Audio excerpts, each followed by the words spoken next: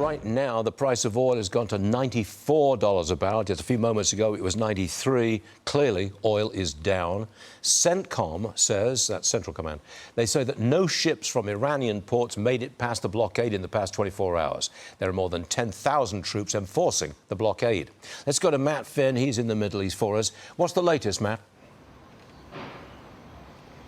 Well, this is the Persian Gulf behind me, Stu, and CENTCOM a short while ago says no ships have been able to come or go from Iranian ports, but vessels going through the Strait of Hormuz, they are allowed to enter or exit past the American blockade. So the United States is saying that it is not blocking the entire Strait of Hormuz or the Persian Gulf, just the Iranian ports.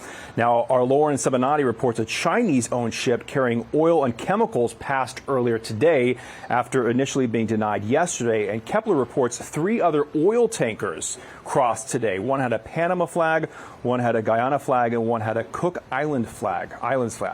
Now, this tracks with what the president and CENTCOM are saying, that the entire Persian Gulf is not blocked. Rather, the U.S. is preventing ships from entering or exiting Iranian ports. An Iranian military spokesperson has been warning of retaliation, writing, if the security of Iranian ports is threatened, no port in the Gulf or the Sea of Oman will be safe.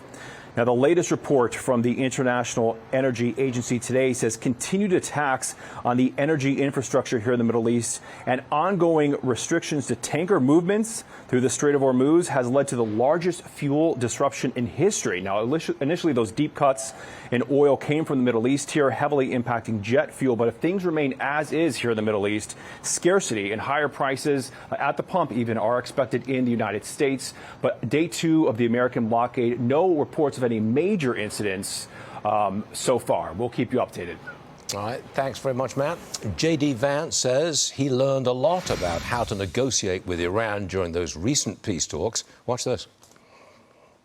In the process of doing this negotiation, I do think that we acquired some knowledge about how the Iranians are negotiating.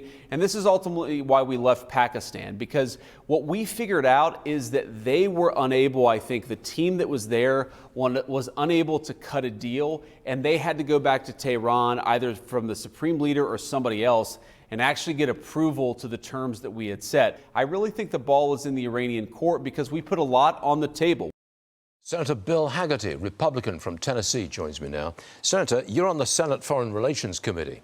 How do you negotiate with Iran if you can't believe a word they say? Well, Stuart, you've hit the nail on the head. We've never been able to believe a word they've said. This has been going on for decades, and they've consistently lied, they've consistently misrepresented their position. And I think you just have to step back and take a look at the cards that they hold. Their military, decimated. Their weapons stockpile has been decimated. If you think about their economy right now, it's certainly moving in the wrong direction. The cards are all in President Trump's hand. JD, Steve Witkoff, Jared Kushner, all very capable people. They've laid out the red lines for the Iranian regime.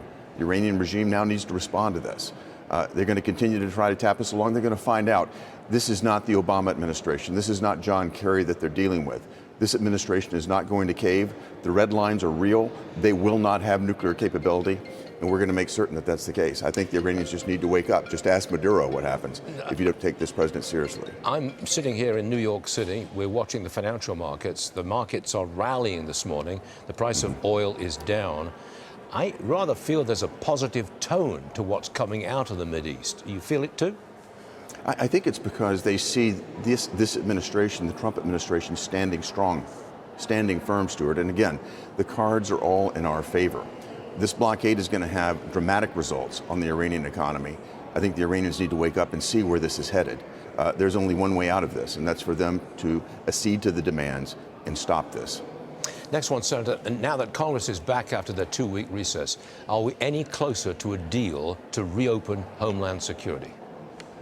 Well, having a deal with the Democrats has proven to be fruitless. They've been willing to subject the men and women at Homeland Security to massive pain. 2 of the longest government shutdowns in history have been directed at those workers. It's just a shame that Chuck Schumer and the Democrats are willing to hold them, their families, and their livelihoods as hostages for sheer politics. What we're going to do is focus on a reconciliation package that is going to get these departments funded, fully funded, for the duration of Trump's administration. The Democrats have made it clear they want to defund the police. They don't want any immigration enforcement in the United States. They want these illegal immigrants to basically walk free and receive benefits. That is not going to happen. And Republicans are going to come together in this reconciliation package and make certain that it doesn't. We're going to be working at pace in this. Our staff have been working through this 2-week period that we've been on recess. We will be getting to it this week, and I hope to get it done very, very soon. Got it. Senator Bill Hagerty, always a pleasure. Thank you very much for being with us today. We appreciate it, sir. Certainly. Thank Good you. to be with you.